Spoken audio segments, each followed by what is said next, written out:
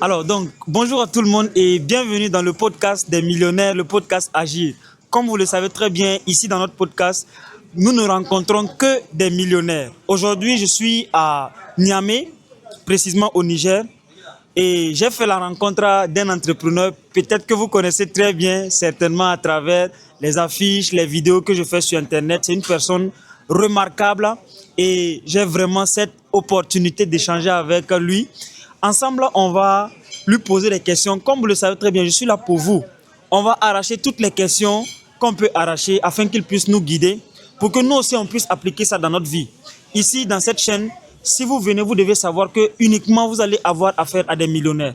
Donc, prenez des notes, asseyez-vous avec une tasse de thé pour suivre ce podcast parce que ça va transformer littéralement votre vie. Donc, je ne vais pas aller plus loin sans demander à mon invité de se présenter. Alors, merci beaucoup. On ne peut pas réussir aujourd'hui sans Internet. Internet s'impose à nous et aujourd'hui, Internet est incontournable dans tout ce que nous faisons.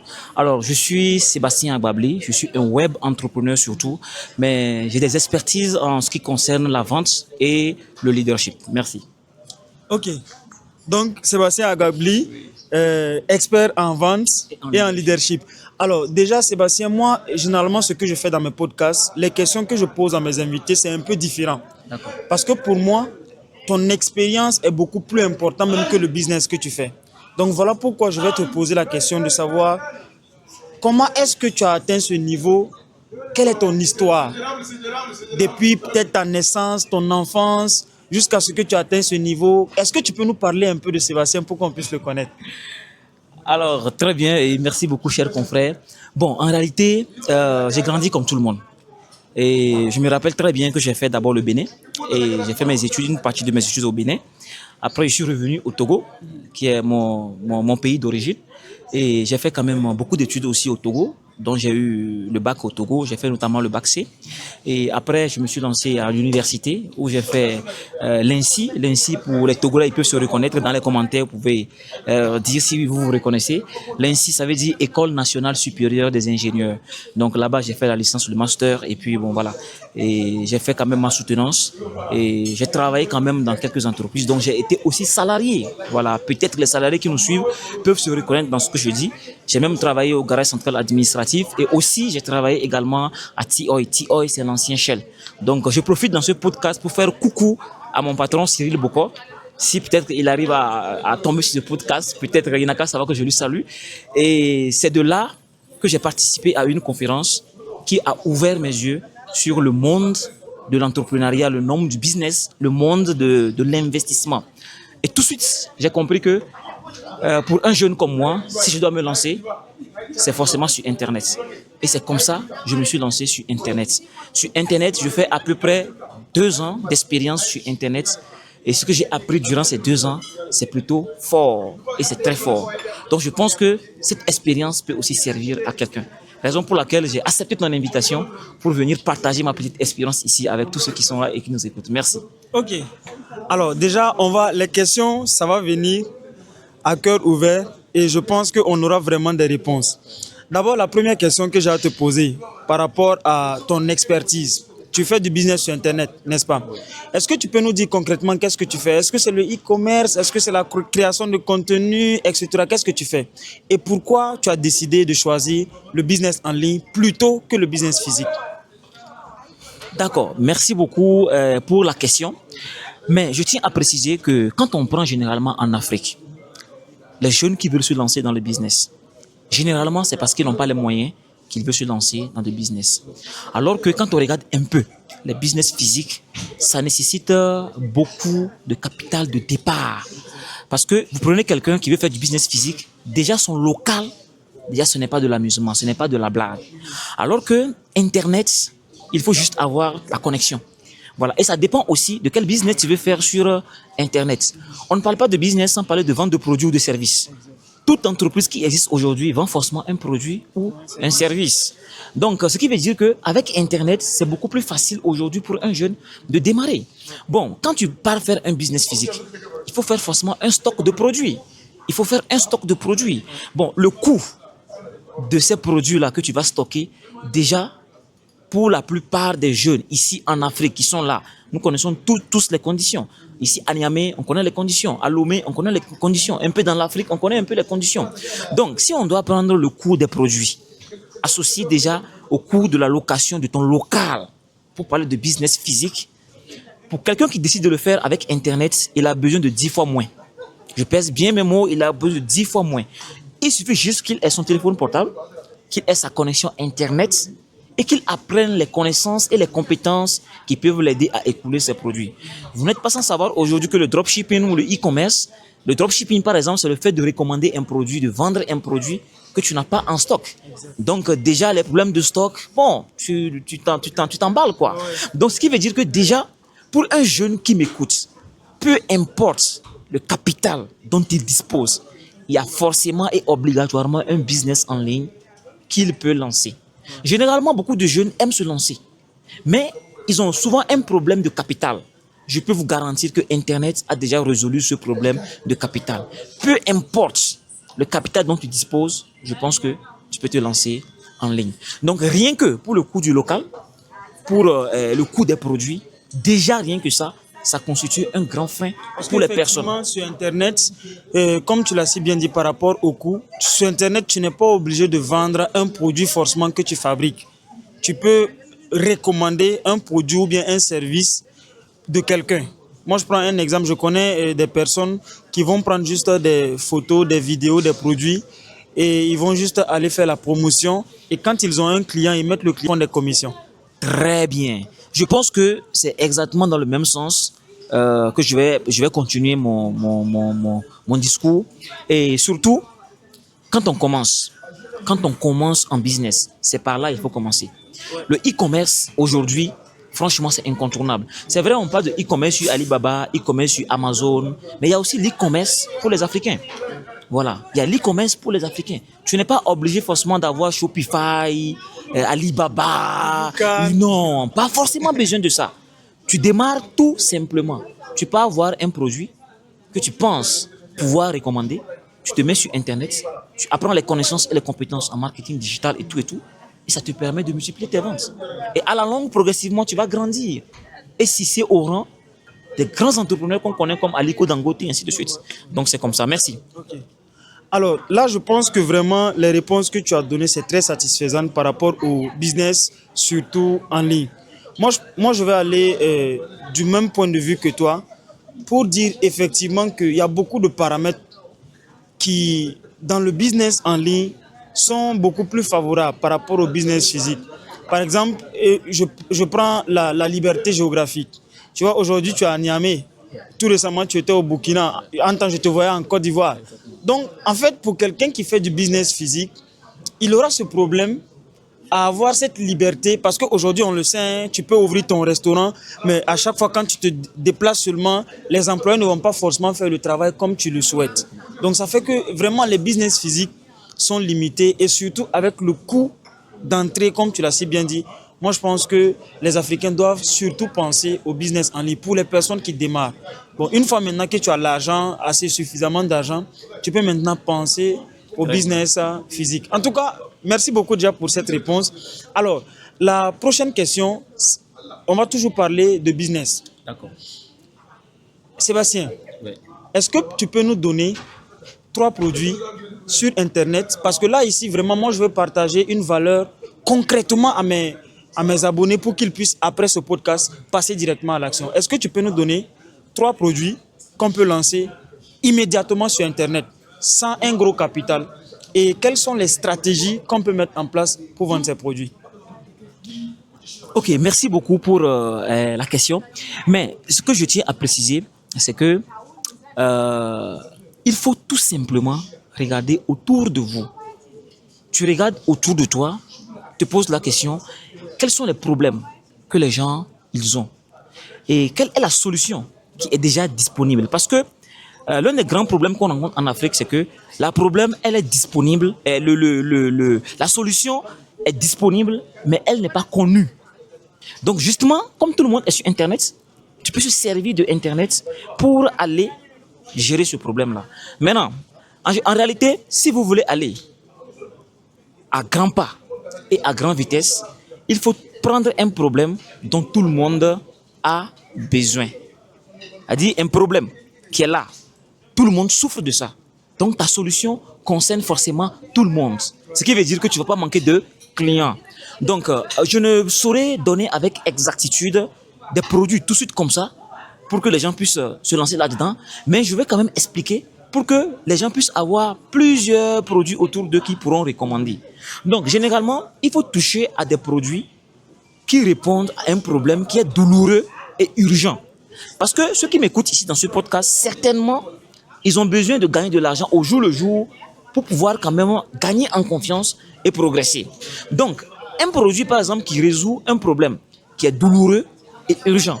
Et comme c'est le e-commerce, comme c'est sur Internet, il faut aussi recommander un produit qui est beaucoup représenté. Si le produit que tu veux vendre n'est disponible qu'en Côte d'Ivoire, et que si un jour il y a une crise en Côte d'Ivoire, tu vas faire comment? Donc, il faut prendre un produit dont la représentativité, elle est très forte. Très bien. Donc, comme exemple, par exemple, je ne dis pas forcément que c'est ça, il faut aller vendre. D'ailleurs, même ce n'est pas recommandé. Quand je prends par exemple les produits qu'on trouve à la pharmacie, comme les médicaments, vous voyez, quand une maman veut mettre un enfant au monde, qu'est-ce qui se passe? On part à la pharmacie acheter des produits pour accueillir la naissance de l'enfant. Mais quand tu atteins l'âge où tu es souffrant, où tu veux mourir, on part aussi à l'hôpital prendre des produits, à la pharmacie prendre également des produits pour te maintenir. Donc, c'est urgent, c'est douloureux et c'est un produit dont tu as besoin pendant tout le cycle de ta vie. Donc, je vais laisser toute cette réflexion-là aux internautes pour que eux-mêmes ils puissent se baser sur cet exemple-là pour pouvoir trouver franchement leur niche et les produits.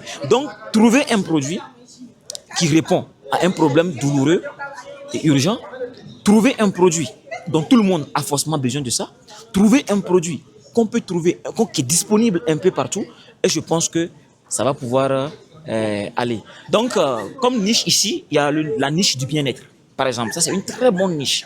Vous voyez? Donc, avec cette niche-là, c'est beaucoup plus facile et accessible à tout le monde. Donc, je pense que les deux autres exemples, ça sera laissé à la réflexion des internautes. Merci.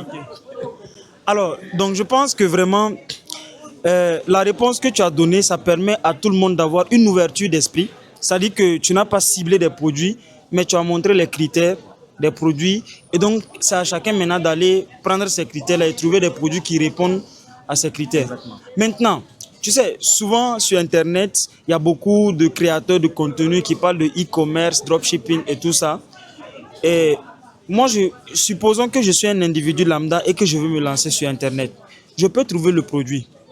Concrètement, est-ce que tu peux nous donner un plan d'action de comment est-ce que je fais pour vendre ce produit? Parce qu'en fait, une chose est de trouver le produit. Une autre chose est de savoir aussi l'écouler. Comment est-ce que je fais avec Internet pour écouler les produits? Est-ce que je crée une page? Est-ce que je crée un compte TikTok, YouTube?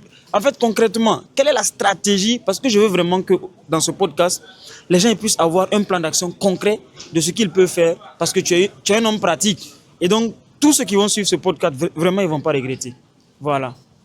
Ok, merci beaucoup. Je pense que le succès, on l'attire vers soi. On ne part pas à la recherche du succès. Donc, si quelqu'un veut se lancer et que lui-même, il ne câble pas son esprit, son mindset sur le succès, peu importe ce qu'il va faire, il a 80% de chances de ne pas réussir. Donc, je vais d'abord donner comme premier plan d'action d'arranger son mindset, de savoir vraiment où est-ce que vous êtes en train d'aller. Le développement personnel, c'est vraiment important. Maintenant, passer le niveau du développement personnel, il faut aller un peu plus vers le concret. Et vers le concret, c'est quoi? Tu as un produit. La première des choses que vous devez savoir, c'est qu'on ne vient pas sur Internet pour vendre. Je suis désolé de vous choquer, mais on ne vient pas sur Internet pour vendre. On vient sur Internet pour faire connaître le produit qu'on a à proposer.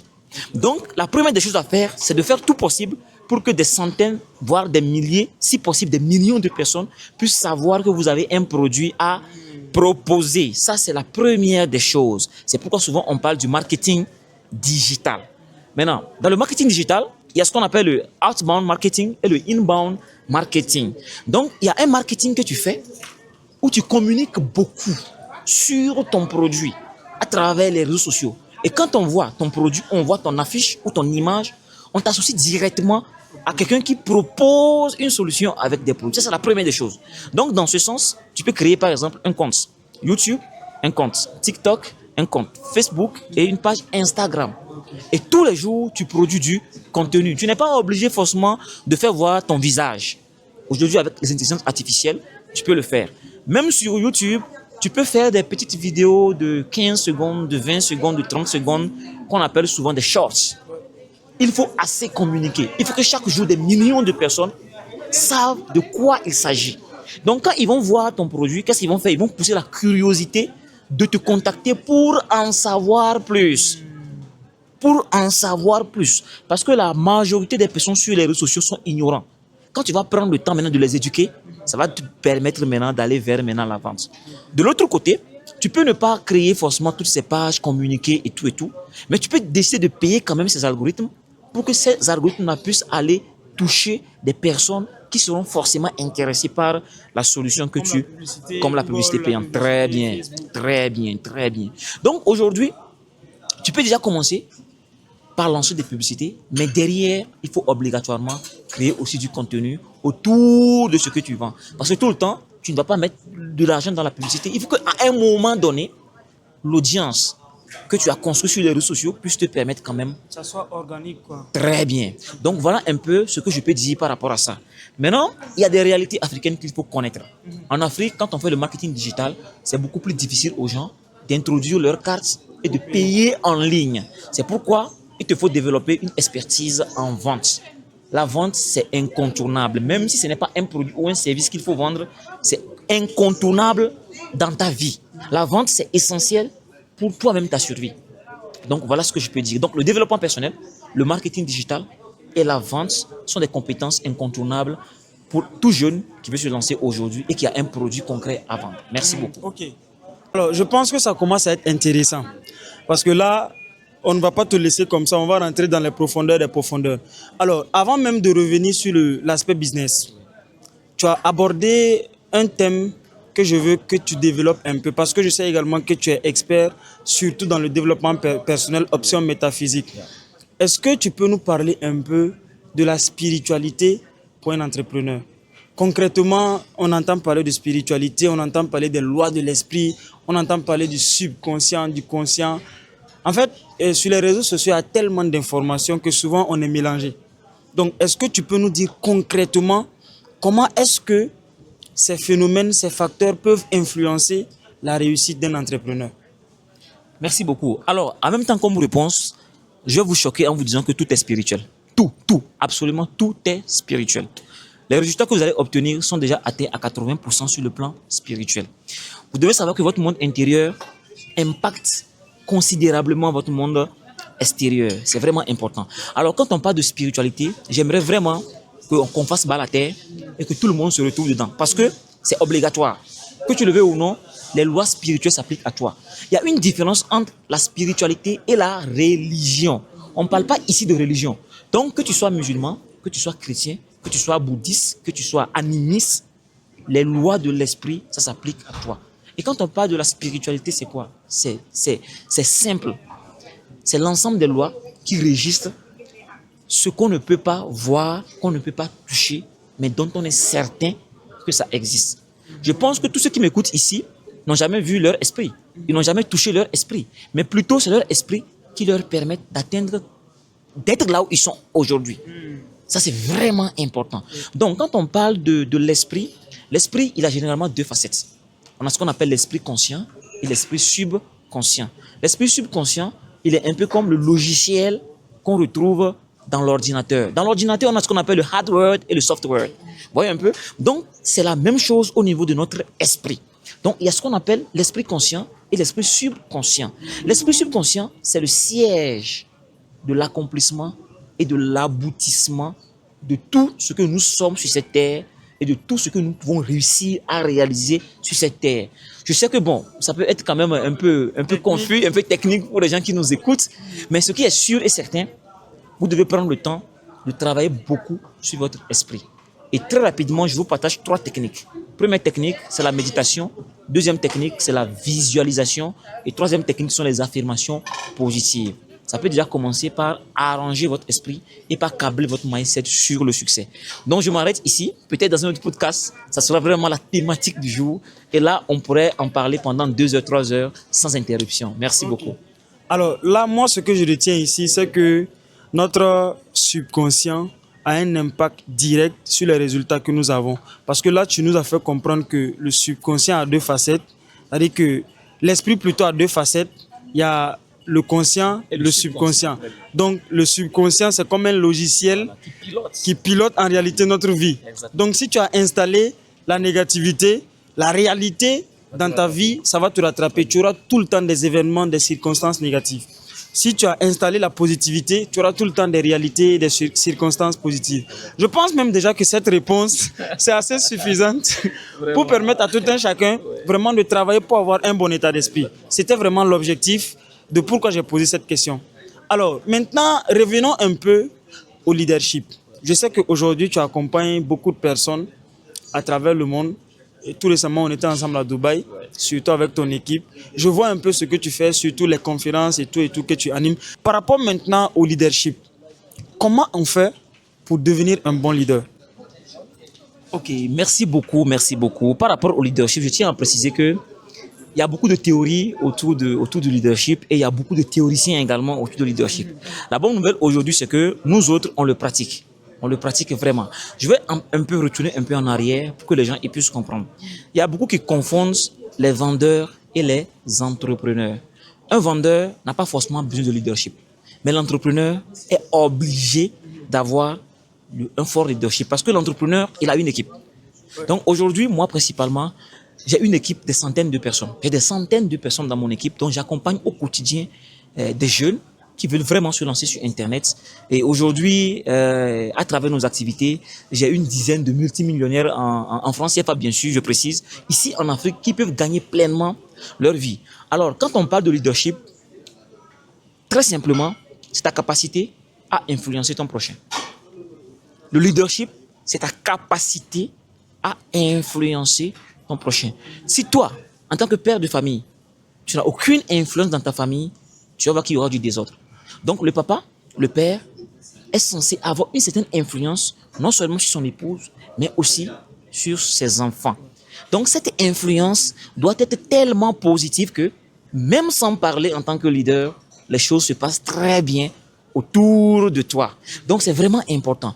Alors, le leadership, ce que vous devez comprendre, c'est que il y a le leadership de position. Le fait que tu as une certaine position donnée, il y a obligatoirement une influence qui s'installe. Comme les postes de responsabilité. Très bien, comme les postes de responsabilité. Je donne un exemple très simple. Tu vois, lorsque tu vois un président en train de passer, automatiquement, il est censé être la personne la plus influente en termes de population, en termes de hiérarchie dans votre pays. Donc, il y a un certain respect, une certaine considération qu'on lui donne déjà quand il est en train de parler. Mais ça, c'est la position. Maintenant, ce qui veut dire que quoi? On lui accorde le bénéfice du doute. Ce n'est pas la finalité en soi. Avoir une position assez élevée, c'est très bien. Ce qui veut dire que les gens qui sont autour de toi, ils vont prendre le temps de t'écouter. C'est pourquoi, quand tu es dans la position, tu dois chercher à évoluer vers le droit. Le droit, c'est-à-dire la permission. Donc, toi, en tant que leader, qu'est-ce que tu as fait dans la vie de ton collaborateur, de ton coéquipier, de façon interne? C'est vrai, quand on prend les patrons, le salarié, il vient au service, tu ne sais pas ce qu'il a vécu à la maison, il n'est pas dans ses états, le patron, il donne des ordres. Il n'est pas trop proche. Il n'est pas trop proche. Donc, ce qui veut dire que tous ceux qui m'écoutent aujourd'hui et qui aspirent à devenir des leaders incontournables dans leur secteur doivent prendre le temps de comprendre ce que leurs collaborateurs ou leurs coéquipiers ils vivent au quotidien. Peut-être la cause de son manque de performance au service est peut-être due à une situation qu'il est en train de vivre. Et surtout que tu as peut-être vécu par le passé. Donc, le simple fait de lui faire comprendre qu'en réalité, tout le monde passe par là, déjà, ça peut l'aider beaucoup à être beaucoup plus performant. Mais tu ne peux pas être un leader improductif. On doit voir tes résultats. Si tu n'as jamais atteint un certain niveau de résultat, tu ne peux pas permettre aux membres de ton équipe d'atteindre ce même niveau de résultat. Il faut que tu montres l'exemple. Et c'est pourquoi un leader doit être axé résultat. Un leader doit faire ses preuves. Un leader doit produire des résultats. Je pense qu'il y a d'autres niveaux de leadership, mais pour tous ceux qui nous écoutent, quand on prend la position, quand on prend la permission ou le droit et qu'on prend le résultat déjà, ça te permet à toi, un leader, d'impacter la vie des autres. C'est la porte qui sera ouverte pour toi pour que tu puisses réellement impacter la vie des autres. Donc faites gaffe, c'est vrai, vous êtes implanté comme leader, mais c'est une position, ce n'est pas bien. Vous avez encore d'autres paliers à franchir, mais surtout, aider les gens à atteindre les résultats que vous avez déjà atteints. Donc pour devenir leader, ce qui veut dire que vous-même, vous devez d'abord travailler sur vous-même et vous devez déjà obtenir quelques résultats. Sans ça, tu ne peux pas être leader de quelqu'un. Donc merci beaucoup. Alors, là, est-ce que tu peux nous donner les 2 meilleures qualités des leaders performants? Ok. 2 meilleures qualités d'un leader performant. Premièrement, c'est l'écoute active. L'écoute active. Wow. Un leader doit beaucoup écouter. Ça, c'est vraiment important. Parce que les problèmes que tu vas rencontrer en leadership sont là. C'est parce qu'on ne les voit pas clairement, qu'on n'arrive pas à donner la solution qui va aller. Donc, première qualité, c'est l'écoute active. Deuxième qualité d'un leader, c'est la rapidité d'exécution. C'est-à-dire, quand il y a un problème et que tu as la solution, on ne traîne pas pour l'appliquer. Parce que imagine, tu as une équipe de 100 personnes qui est là et qu'il y a un problème qu'on t'a soumis et que tu traînes à agir. Tu seras surpris de voir que les gens dans ton équipe vont poser des actions parce qu'ils estiment que le leader ne prenne pas sa responsabilité. Mais il est très important d'avoir l'écoute active et d'être très rapide quand il y a un plan à exécuter. Merci beaucoup. Alors là, la réponse que tu viens de donner, c'est vraiment impressionnant parce que il y a beaucoup de personnes qui pensent que quand on dit leader, c'est quelqu'un qui parle beaucoup. Et pourtant, en fait, le sens même du leadership, c'est ta capacité à écouter ce que tes collaborateurs, ce que tes employés, ce que les personnes qui sont autour de toi ont à dire. Parce que c'est là que tu peux détecter les vrais problèmes de ton business. Parce qu'eux, ils sont vraiment très proches du business, de la réalité du terrain. Donc, un leader qui n'écoute pas, vraiment, c'est un leader qui est perdu. Et pour la deuxième réponse, moi, je vais même appuyer avec un exemple. J'ai vu un documentaire par rapport à la rapidité d'exécution chez Elon Musk. Okay. Par exemple, Elon Musk, lui, il n'a pas de réunion avec ses collaborateurs. En fait, il considère que les réunions, c'est une perte de temps. Tant qu'il n'y a pas vraiment quelque chose d'urgent, de sérieux à résoudre, à régler tout de suite, lorsque tu organises une rencontre, une réunion, il n'est pas dedans. Parce qu'il est toujours axé action et solution. Maintenant, quand tu viens dans les réunions et que tu n'as pas un plan d'action concret à partager, tu n'es pas invité à la réunion. Okay. Donc, ça prouve à quel point, pour devenir un leader, il faut vraiment être axé résultat. Parce que si tu n'es pas axé résultat, comment est-ce que tu fais pour montrer l'exemple? Et même le même Elon Musk, j'ai vu même des documentaires où l'homme le plus riche au monde dort au bureau. Donc, en fait, ça permet de savoir que la réussite, ce n'est pas le fruit d'un hasard, c'est l'application d'un certain nombre de principes. Et vraiment, l'écoute active, c'est quelque chose, je suis parfaitement d'accord surtout avec ça. Et l'exemplarité, lorsque tu appliques ça, les résultats, ça vient tranquillement dans ce que tu fais. Alors, maintenant, avant-dernière question. Je veux qu'on parle un peu de la vente. Ok. Ça, je sais que ça, c'est un domaine qui fatigue beaucoup d'entrepreneurs. Ouais. Moi, j'ai rencontré beaucoup d'entrepreneurs, surtout au Niger ici, qui ont des bons produits, des excellents produits, des excellents services, mais qui peinent à vendre. Est-ce que tu peux nous dire pourquoi ils n'arrivent pas à vendre et quelles sont les 2 stratégies de vente concrètes qu'ils peuvent commencer à mettre en application tout de suite pour commencer à augmenter leur chiffre d'affaires? Ok, merci beaucoup pour la question. Alors, s'il y a des entrepreneurs ici au Niger, plus précisément à Niamey, qui nous écoutent, pour la petite parenthèse, nous avons notre événement ce samedi à Mahatma Gandhi. Ouais. Voilà, comme mon confrère l'a si bien dit, on a prévu réunir 1000 personnes pour un partage d'expériences énormissime. Mais malheureusement, on ne peut que prendre que 800 personnes. À l'heure actuelle, on a plus de 500 personnes qui ont fait des réservations et il n'y a pas assez de temps, assez de place. Donc, si toi, tu es à Niamey, et que tu nous vois ici dans ce podcast, franchement, on dirait que c'est une chance pour toi. Appelle rapidement pour pouvoir réserver ta place. Sinon, ça sera du venez voir et aller raconter. Alors, pour la vente, 80% des entreprises ferment, pas parce qu'ils n'ont pas de meilleurs produits, pas parce qu'ils n'ont pas de meilleurs employés, pas parce ils n'ont pas un bon système. C'est tout simplement parce qu'ils n'arrivent pas à écouler leurs produits. Parce que c'est de là que le cash rentre dans l'entreprise pour que tout le monde puisse être rémunéré. Donc, c'est une problématique assez importante. Donc, je pense que, en ce qui concerne des stratégies, c'est que vous devez premièrement, étudier la psychologie des personnes qui viennent acheter vos produits. Vous allez voir que si vous prenez 100 personnes qui viennent demander d'après vos produits, ils ont une façon d'agir, ils ont une façon de faire, ils ont une manière de voir les choses. Donc, la psychologie du vendeur, je pense que ça, c'est vraiment important. Ça, c'est vraiment important. Donc, en termes de psychologie, je pense que nous avons plusieurs livres qu'ils peuvent lire. Ils ont plusieurs formations qu'ils peuvent suivre dans ça. Et si vous êtes intéressé pour découvrir des stratégies poignantes dans la psychologie, je vous donne rendez-vous ce samedi. Venez le samedi, vous allez découvrir. Vous allez découvrir vraiment des stratégies pas possibles.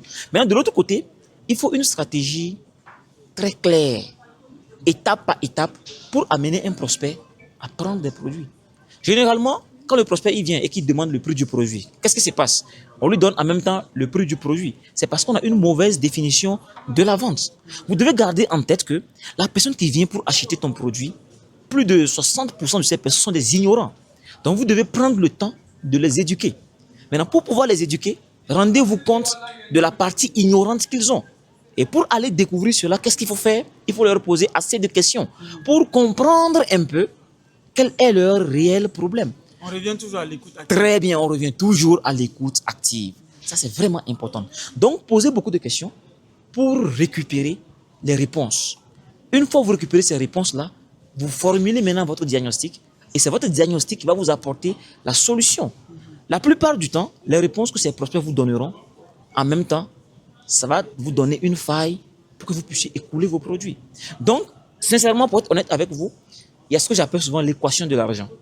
L'équation de l'argent est la stratégie la plus importante pour pouvoir quand même gagner déjà plus de 50% des clients. Mais si vous voulez vraiment en savoir plus par rapport à l'équation de l'argent, rendez-vous seulement ce samedi. Ça sera déballé. Oui, nous sommes à Niamey actuellement. À Mahatma Gandhi. Mahatma Gandhi. Malheureusement, c'est 800 places. Donc, merci beaucoup. Ok. Alors, déjà, je pense que c'est mieux qu'on arrête le podcast là, sinon on risque de donner toute la valeur. Donc, je pense que ça fait à peine 30 minutes que nous sommes en train d'échanger. Simplement pour vous dire que présentement, nous sommes au Niger. On s'est retrouvés dans un restaurant. Je me suis dit que je vais l'attraper, je vais lui poser quelques questions.